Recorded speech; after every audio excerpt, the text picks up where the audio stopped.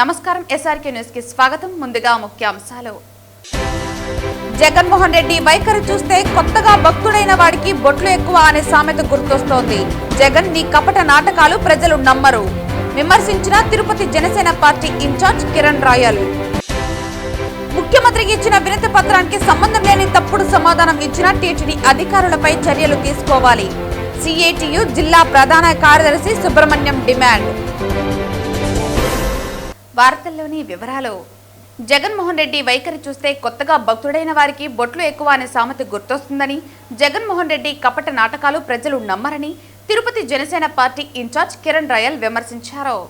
ఈ సందర్భంగా ఆయన మాట్లాడుతూ, వైఎస్ఆర్ జిల్లాలో ఓ నందీశ్వర ఆలయ హోమంలో జగన్ పాల్గొన్నారని, ముందస్తు సెటప్ చేసుకుని కార్యక్రమాన్ని నిర్వహించుకోవాలని అన్నారు. హిందూ దేవాలయాల్లో నిబంధనలకు విరుద్ధంగా సిలువ గుర్తు కలిగిన కార్లను గుడి లోపల వరకు తీసుకువెళ్లడం సాంప్రదాయ విరుద్ధమన్నారు. హైందవ దేవాలయాల్లో ఇతర మతాలకు చెందిన గుర్తును తీసుకువెళ్లకూడదనే జ్ఞానం లేదా జగన్ అని ప్రశ్నించారు. దేవాలయాల్లో ఇలాంటి పనులు చేస్తూ హిందువులకు సమాజానికి మీరు ఎటువంటి సంకేతాలు ఇస్తున్నారని ప్రశ్నించారు.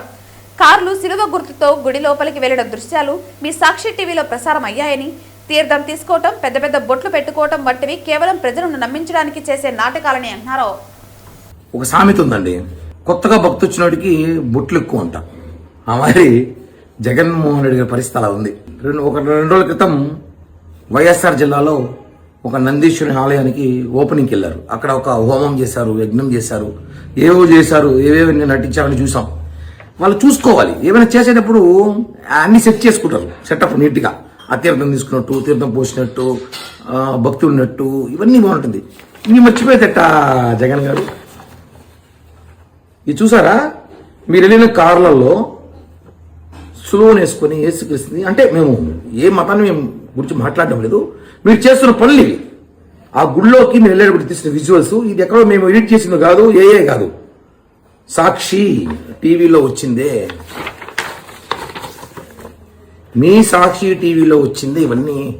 మీ కారులో, మీ వెనకాల వచ్చిన మీ అనుచరుల కార్లలో కూడా ఇలాంటి సులువులు వేసుకొని, ఒక హిందూ మత దేవాలయమైన నందీశ్వరుని ఆలయంలోకి ఈ సులువులు, ఈ కారులతో మీరు అక్కడికి వెళ్ళి, మళ్ళీ అక్కడికి వెళ్ళి మీరు హోమము, యజ్ఞాలు, సెటప్, తీర్థాలు, ఇవన్నీ ఎందుకు ఇంకా ప్రజలను మోసం చేస్తారు? మేము అదేగా చెప్తున్నాము. ఎందుకు మీరు మళ్ళా మీ వాళ్ళు, మీ పేటీఎం వాళ్ళు, మా నాయకులు మాట్లాడతారు. నేను ఒకటే చెప్తున్నా, జగన్మోహన్ రెడ్డి మర్చిపోయింటాడు బిజీలో అనుకున్నాను. ఈ పేటీఎం గారు మీరైనా గుర్తు చేయాలి కదా. చూడు, ఇట్ట అడ్డంగా దొరికిపోతే ఎట్టా? అదే చెప్తున్నాము. మీరు ప్రజల్ని మోసం చేయొచ్చు, మీ టీవీలు చూసి గ్రాఫిక్ చేయొచ్చు, కానీ దేవుణ్ణి మోసం చేయలేరు, దొరికిపోతారు. చూడండి, ఇంత పర్ఫెక్ట్గా కనిపిస్తుంది. గుడికి వెళ్ళిన కారులో సులువు వేసుకొని ఆయన, అంటే ఇది వేసుకుని నువ్వు ఆ గుడిలోకి రావడం ఏంటి? మరొకసారి హిందూ మనోభావాలు దెబ్బతీసే విధంగానే ఉంది కదా. హిందువుల దేవాలయంలో ఏమని సంకేతం ఇస్తున్నారు మీరు? అలా సులువులు వేసుకుని కార్లు గుడి లోపలికి తీసుకొచ్చేసారు. గుడి లోపలికి వచ్చారు, మీకు చూసారు, వీడియో చూడండి, మీ సాక్షిలోనే గుడి లోపలికి వచ్చారు ఆ కార్లతోనే. ఏం మెసేజ్ ఇస్తున్నారు అసలు? మళ్ళీ వాడు కూర్చొనేమో తీర్థం తాగినట్టు, బొట్లు పెట్టుకున్నట్టు, ఇవన్నీ ఎందుకే చెప్పేది? కొత్తగా భక్తులు బొట్లు ఎక్కువ అనేసి. తిరుపతిలోని భారతీయ జనతా పార్టీ జిల్లా కార్యాలయంలో జనతా వారధి కార్యక్రమాన్ని బీజేపీ నాయకులు నిర్వహించారు. ఈ కార్యక్రమం ప్రజల సమస్యలను నేరుగా ప్రభుత్వం దృష్టికి తీసుకువెళ్లడానికి ఒక వారధిగా పనిచేస్తుందని బీజేపీ నాయకులు పేర్కొన్నారు.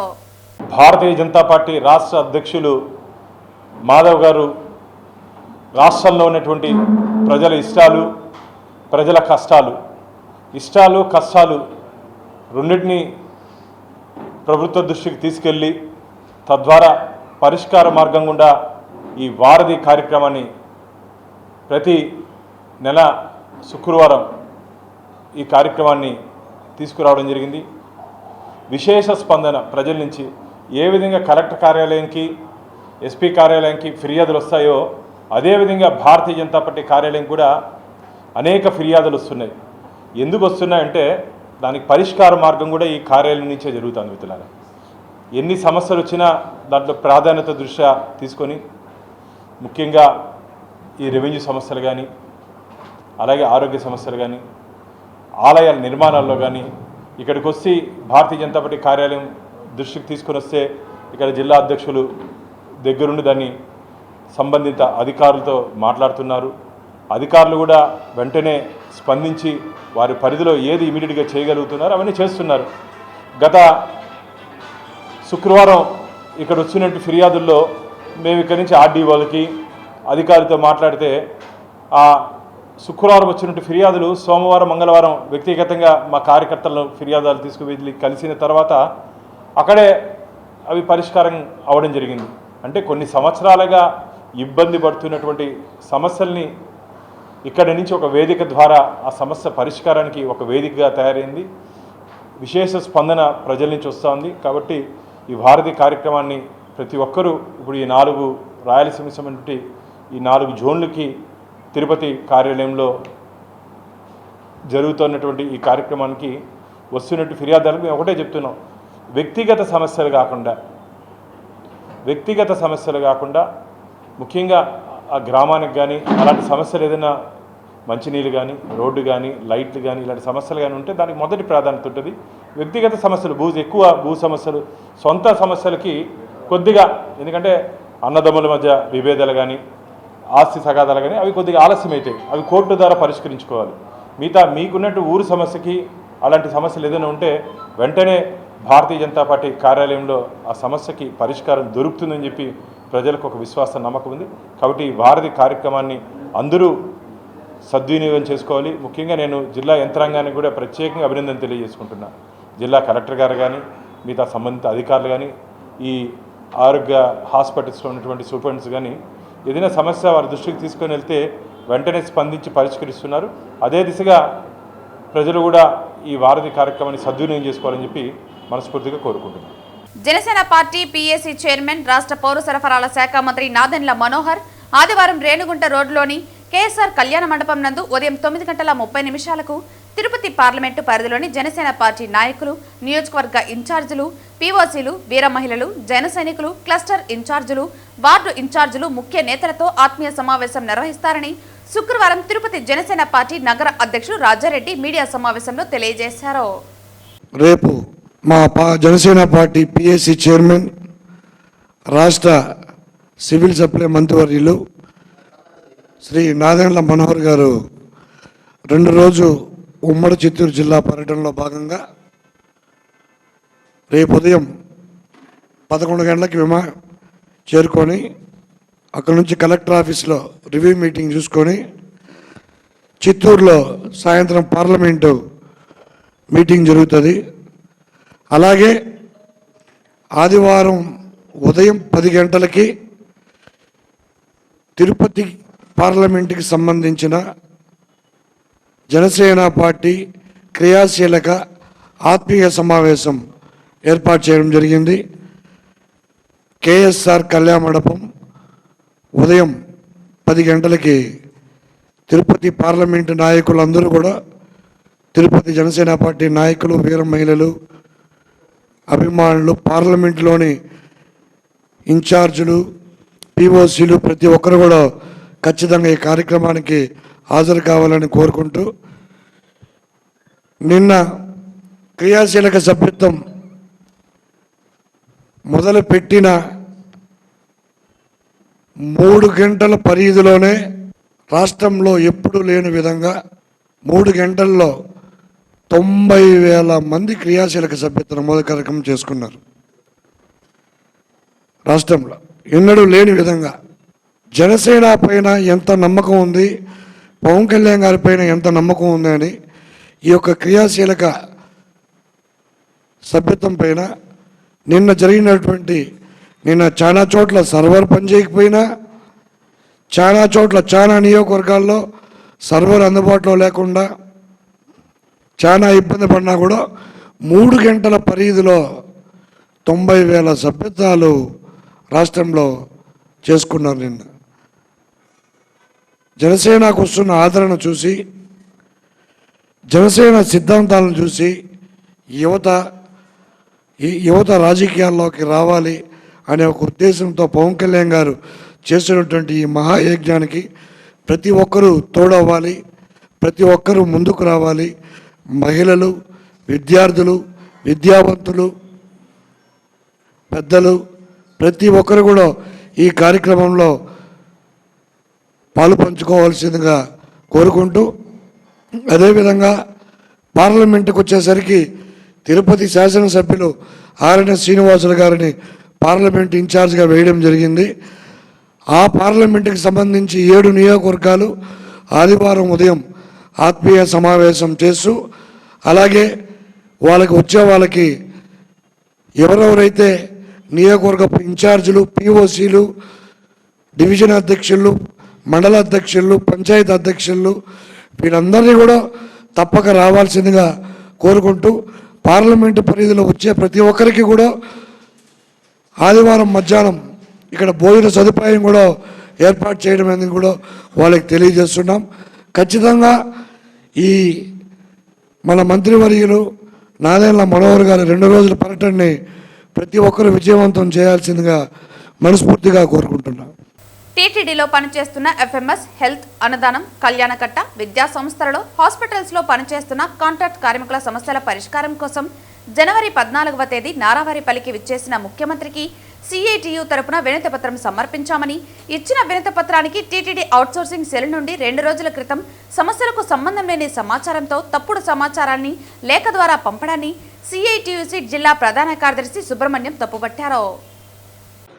నాకు టీటీడీ సెంట్రలైజ్డ్ అవుట్సోర్సింగ్ సెల్ వారు పంపించినటువంటి లెటర్ చూస్తే ఒక పక్కన నవ్వు వస్తుంది, మరొక పక్కన బాధ వేస్తుంది. స్వయాన ముఖ్యమంత్రి గారికి ఇచ్చినటువంటి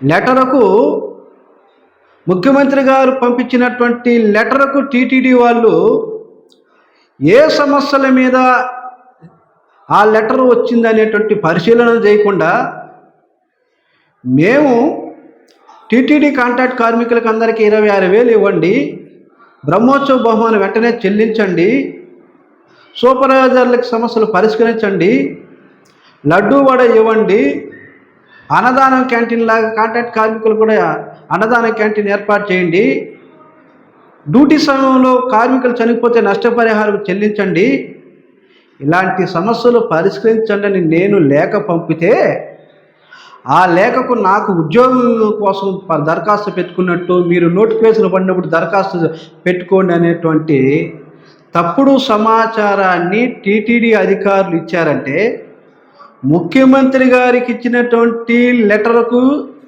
విలువలేని సమాధానం, విచిత్రమైనటువంటి సమాధానాన్ని టీటీడీ అధికారులు పంపడం ఎంతవరకు సబబని మేము సిఐటి యూనియన్గా టీటీడీ యాజమాన్యాన్ని ప్రశ్నిస్తున్నాం. నేను రాష్ట్ర ముఖ్యమంత్రి గారిని మరోసారి కోరుతున్నా, జిల్లా కలెక్టర్ గారిని కోరుతున్నా. ముఖ్యమంత్రి గారు ఆ రోజు జిల్లా కలెక్టర్ గారికి నేను ఇచ్చినటువంటి లెటర్ను ఎండార్ చేశారు. కలెక్టర్ గారు టీటీడీ బోర్డు సెల్కి పంపించారు ఆ లెటర్ని. ఆ లెటర్ను చదవకుండా సంబంధం లేనటువంటి సమాధానం పంపించి ముఖ్యమంత్రి పరువును తీసి, ఈ రకమైనటువంటి ఎవరైనా గ్రీవించే ముఖ్యమంత్రికి లేఖ ఇస్తే ఇదే రకమైనటువంటి సమాధానాలు అన్ని డిపార్ట్మెంట్లు ఏమైనా పంపిస్తాయని నాకు అనుమానం కలుగుతుంది. కాబట్టి టీటీడీ అధికారులు నాకు పంపించినటువంటి తప్పుడు సమాచారాన్ని నేను కోరనటువంటి పద్ధతిని కోరినట్టు, మేము కోరినటువంటి డిమాండ్ను పరిష్కరించకుండా విచిత్రమైన సమాధానాలను, విలువలేనటువంటి సమాధానాలను ముఖ్యమంత్రి పరువు తీసే పద్ధతుల్లో టీటీడీ అధికారులు వ్యవహరించారని మేము సిఐటిగా భావిస్తున్నాం. మేము ఇచ్చినటువంటి లెటర్ పైన టీటీడీ యాజమాన్యం వెంటనే స్పందించి తప్పుడు సమాచారాన్ని ఇచ్చినటువంటి వారిపైన విచారణ చేపట్టి వారిపైన కఠిన చర్యలు తీసుకోవాలని సిఐటిగా డిమాండ్ చేస్తున్నాం. లేని పక్షంలో ఇదే లెటర్ అని టీటీడీ వాళ్ళు చేసిన నిర్వాహకాన్ని ముఖ్యమంత్రి గారి దృష్టికి తీసుకెళ్లడం, టీటీడీ పాలక మండలి దృష్టికి తీసుకెళ్లడం, టీటీడీ ఈవో గారి దృష్టికి తీసుకెళ్లడం జరుగుతుంది. ఇటువంటి పొరపాట్లను చేసినటువంటి అధికారులపై ముఖ్యమంత్రి గారు స్పందించి తగు చర్యలు తీసుకోవాలా. మేము ఏదైతే టీటీడీ కాంట్రాక్ట్ కార్మికుల సమస్యల కోసం మేము రిప్రజెంటేషన్ చేసామో ఆ సమస్యల కోసం టీటీడీ యాజమాన్యం స్పందించి పరిష్కరించాలి, ముఖ్యమంత్రి గారు జోక్యం చేసుకొని పరిష్కరించాలని రేపు జరిగే పాలక మండలి సమావేశంలో కూడా టీటీడీ కాంట్రాక్ట్ కార్మికుల సమస్యలపై మేము ఇచ్చిన సమస్యలపైన స్పందించి పరిష్కారం చూపాలని చెప్పి సిఐటి యూనియన్గా కోరుతున్నాం. చంద్రగిరి నియోజకవర్గం రామచంద్రాపురం మండలంలోని చంద్రగిరి నియోజకవర్గం రామచంద్రాపురం మండలంలోని నిలువరాల కమ్మపల్లిలో ఓ పుత్రుడు తన అమ్మానాన్నలకు విగ్రహాలు ప్రతిష్ఠించి దేవతలుగా పూజలు చేస్తున్నారు. ఆచారి వెంకటరత్నం ఎన్ఆర్ కమ్మపల్లిలో ఉన్న ద్రౌపది సమేత ధర్మరాజుల ఆలయంలో పూజారిగా ఉండేవారు. 2008 సంవత్సరం వెంకటరత్నం ఆచారి మృతి చెందారు. ఆయన కుమారుడు హరి ఆచారి చనిపోయిన తండ్రి విగ్రహం ఏర్పాటు చేసి నిత్య పూజలు చేస్తున్నారు. అనంతరం 2012లో తల్లి కూడా కాలమైంది. తల్లికి కూడా విగ్రహాన్ని తయారు చేయించి తండ్రి విగ్రహం పక్కనే శుక్రవారం ప్రతిష్ఠించారు. తల్లిదండ్రుల విగ్రహాలను పుష్పాలతో అలంకరించారు. అమ్మ నాన్న విగ్రహాలకు పంచద్రవ్యాలతో అభిషేకాలు నిర్వహించి ప్రత్యేక పూజలు చేశారు. ముగ్గురికి జన్మనిచ్చిన తల్లిదండ్రులను తాము దేవతా స్వరూపులుగా భావిస్తున్నామని హరి ఆచారి తెలిపారు. వారికి ఇష్టమైన వంటకాలను నైవేద్యంగా సమర్పించామని అన్నారు. విగ్రహాల రూపంలో తాము అమ్మా నాన్నలను చూసుకుంటున్నామని అన్నారు. తల్లిదండ్రులను బతికుండగానే వృద్ధాశ్రమాల్లో చేర్చే నేటి రోజుల్లో మరణించిన వారికి విగ్రహాలు ప్రతిష్ఠించి పూజలు చేయటం సర్వత్రా చర్చనీయాంశంగా మారింది.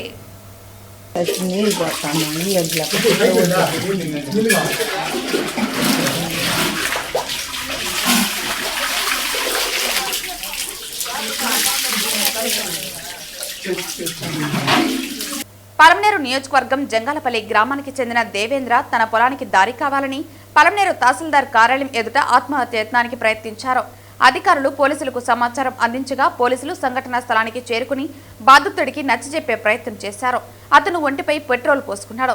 అధికారులు స్పందించి అడ్డుకున్నారు. సమస్యను పరిష్కరిస్తామని తహసీల్దార్ ఇన్బనాథన్ హామీ ఇచ్చారు. బంగారగుంట గ్రామం జంగాలపల్లి సంబంధించి దేవేంద్ర అనే అతనికి అక్కడ ఉన్న గ్రామస్తులకి ఇదివరలో దారి సమస్య ఏర్పడింది. దాని మీద ఇదివరలో రెవెన్యూ వాళ్ళు పోలీసు వాళ్ళు కలిసి ఆర్టీఓ మేడం కూడా విజిట్ చేయడం జరిగింది. కూర్చొని విజిట్ చేశారు. దారి సమస్య ఉంది కాబట్టి నిన్న కూడా ఆర్టీఓ మేడం, సిఐ గారు, తహసీల్దార్, సర్వేర్ అందరూ కూడా విజిట్ చేసి ఆర్టీఓ మేడం ప్రతి గట్లు కూడా చూశారు, ప్రతి సర్వే నెంబర్ చూశారు. చూస్తూ దారి పొడవునా కూడా తనిఖీ చేయడం జరిగింది. దాని విషయంగా ఈరోజు 3 గంటలకు ఇరు పార్టీలను పిలిచి మాట్లాడాలని తహసీల్దార్ ఆఫీస్ పలమనేరుకి వాళ్ళని పిలవడం జరిగింది. ఇందులో భాగంగా తహసీల్దార్, సిఐ గారు లేని పక్షంలో మన ఎస్ఐ గారిని పంపించారు. మేము మీటింగ్ కండక్ట్ చేశాము. ఆర్టీఓ మేడం వీడియో కాన్ఫరెన్స్లో ఉండడం వల్ల మేడం రాలేకపోయారు. ఆర్టీఓ మేడం మొత్తం ఎంక్వైరీ చేశారు కాబట్టి మేడం ఏం ఉత్తర్వుల మేరకు మేడం ఏం చెప్పారంటే, మేడం విచారణ చేసిన మేరకు ఇదివరలో పూర్వం ఎలాగైతే దారులు వెళ్తూ ఉండిందో దాని ప్రకారం ప్రస్తుతానికి వెళ్ళండి. ఈ భూముల విషయాలు కోర్టుల్లో ఉన్నాయి కాబట్టి కోర్టు ఉత్తర్వుల మేరకు మీకు చేయబడుతుంది అని చెప్పడం జరిగింది. దానికి వీళ్ళు ఒప్పుకోలేదు. ఎందుకంటే వరి పైరు నాటున్నాం, మేము తీయలేము అన్నారు. అందు విషయంగా మళ్ళీ బయట వచ్చిన తర్వాత వీళ్ళు పెట్రోల్ పోసుకోవడం జరిగింది. ఆత్మహత్య చేసుకుంటామని పెట్రోల్ పోసినాం. ఎవరు అధికారులు న్యాయం చేయలేదన్నారు. అధికారులు అయితే ఇవరిలో సిఐ గారు చూశారు, తహసీల్దార్ చూసాము, ఆర్టీఓ మేడం కూడా 2 times విజిట్ చేశారు. వాటిని వాళ్ళకి వివరించాము, వాళ్ళు ఒప్పుకోలేదు కాబట్టి పరిష్కారం ఎట్లా సార్? పరిష్కారం అంటే ఇదివరలో దారి యాజిటీగా పోవాలని మేడం చెప్పారు. మేడం ఆర్టీఓ మేడం దృష్టిలో పెట్టుకున్న మేడం టీసీలో ఉన్నారు. అయిన తర్వాత మేడంతో మాట్లాడి రెవెన్యూ పోలీసు ఇద్దరు కలిపి సమస్య పరిష్కరిస్తారు. ఎన్ని రోజుల నుంచి ఉంది సార్ ఇట్లా పెండింగ్ పడిపోయింది? ఇన్ని రోజులు పెండింగ్ అంటే ఇది వరలో కూడా దీని మీద SC ST అట్రాసిటీ కేసులు కూడా జరిపెట్టుకున్నారు. దాని మీద వీళ్ళు కంప్లైంట్ రైజ్ అయ్యి ఉండాలి. దాని మీద ప్రాసెస్ చేస్తూ ఉంటారు. ఈ ఊరందరికీ ఎంత డబ్బు ఇచ్చినాడో ఏం చేసినారో చక్కరపాణి నీళ్ళమ్మ తెలీదు. వాళ్ళందరూ ఏకదాడిగా మా పైకి వచ్చి మమ్మల్ని 4వ తారీఖు నాడు కొట్టి మమ్మల్ని ఆ విధంగా 12 మంది మమ్మల్ని 10 మంది మమ్మల్ని కొట్టిపిచ్చి వీళ్ళిద్దరూ చక్కరపాణి నీళ్ళమ్మ ఈ విధంగా చేసినారు. తర్వాత మేము 112కి ఫోన్ చేసినాము. ఆ లోపల వాళ్ళు మామిడి తోపులో దాక్కొని ఉన్నారు, మాకు తెలియదు. పోలీసులు వచ్చిన తర్వాత వాళ్ళకి తెలిసిన పోలీసులు అని చెప్పేసి మళ్ళా దౌర్జన్యం చేసి మా పైన దాడి చేయడానికి ప్రయత్నం చేసినారు.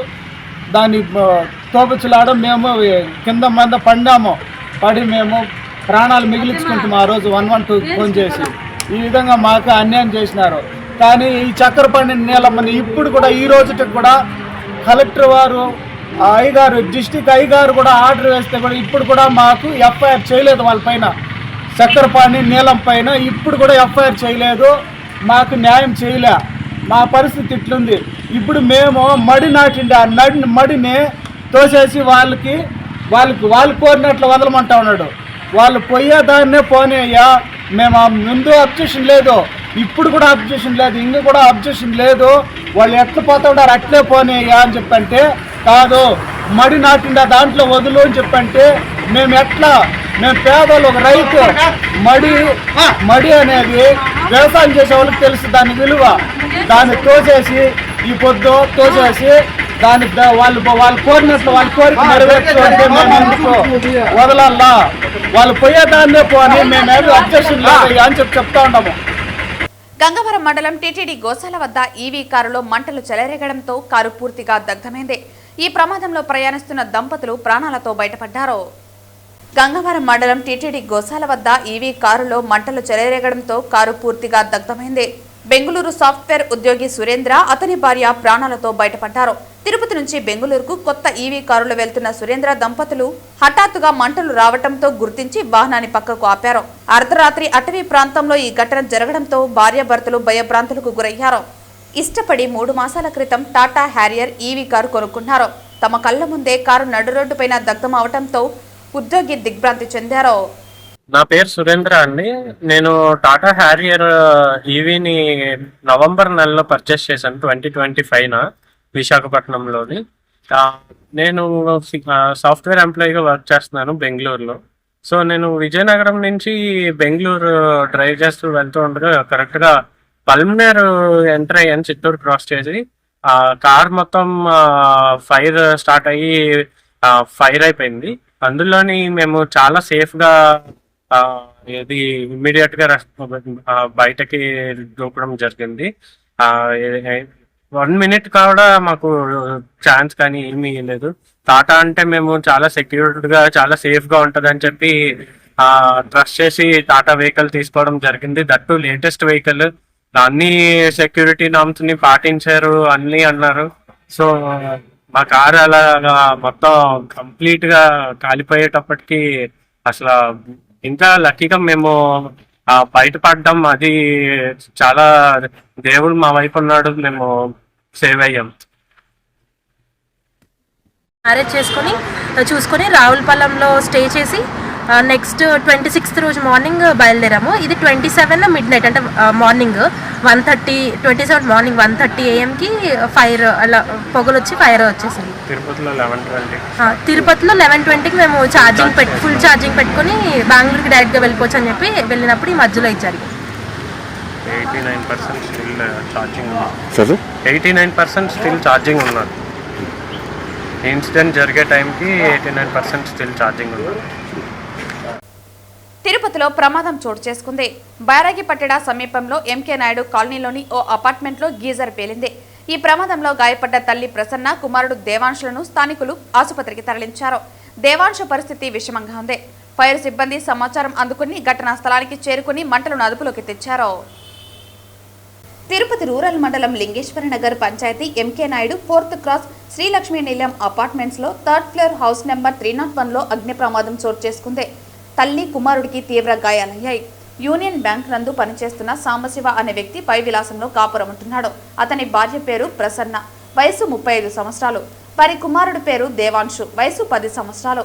రాత్రి 7 గంటల ప్రాంతంలో వారి ఇంట్లో పేలుడు శబ్దం రావడంతో చుట్టుపక్కల వారు వెళ్లి చూడగా ఇంట్లో పొగలు ఎక్కువై ఇంట్లో ఉన్న ప్రసన్నకు మరియు వారి కుమారుడు దేవాంశుకు తీవ్ర కాలిన గాయాలయ్యాయి.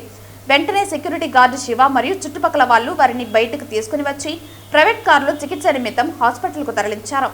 వెంటనే ఫైర్ డిపార్ట్మెంట్ వచ్చి మంటలను అదుపు చేసింది. సాంబశివ కుమారుడు పరిస్థితి తీవ్రంగా ఉందని తెలుస్తోంది. హాస్పిటల్ వివరాలు, చికిత్స తీసుకున్న ప్రదేశం గురించి విచారణ కొనసాగుతుంది. ఒక సిలిండర్ ఉంటే ఇంట్లో బాంబు పెట్టుకుని మనం సావాల్సింది ఏంటంటే ఒక సిలిండర్ పెట్టుకుంటే ఇంట్లో అంటే ఎప్పుడు వెళ్తుంది తెలియదు, కానీ తప్పదు వాడాలా. మెయిన్ ఎలక్ట్రానిక్ అది పేలడం వల్ల మొత్తం డ్యామేజ్ అయింది. ఏం లేదు దాంట్లో డ్యామేజ్ అయ్యేది, సిలిండర్లు కానీ ఏం లేదు. 1 రూమ్ క్లియర్గా ఉంది. అంటే సౌండ్కి డ్యామేజ్ అయిందని తెప్పిస్తే ఆ స్మోక్ వల్ల బ్లాక్ అయింది తెప్పిస్తే ఏం లేదు. 1 రూమ్. వార్తలు ముగించే ముందు ముఖ్యాంశాలు మరోసారి. జగన్మోహన్ రెడ్డి వైఖరి చూస్తే కొత్తగా భక్తుడైన వాడికి బొట్లు ఎక్కువ అనే సామెత గుర్తొస్తోంది. జగన్ నీ కపట నాటకాలు ప్రజలు నమ్మరు విమర్శించిన తిరుపతి జనసేన పార్టీ ఇన్ఛార్జ్ కిరణ్ రాయల్. ముఖ్యమంత్రికి ఇచ్చిన వినతి పత్రానికి సంబంధం లేని తప్పుడు సమాధానం ఇచ్చిన టీటీడీ అధికారులపై చర్యలు తీసుకోవాలి. సిఐటియు జిల్లా ప్రధాన కార్యదర్శి సుబ్రహ్మణ్యం డిమాండ్. ఈ వార్తలు ఇంతటితో సమాప్తం. తిరిగి వార్తల్లో మళ్ళీ కలుద్దాం. అంతవరకు సెలవు. నమస్కారం.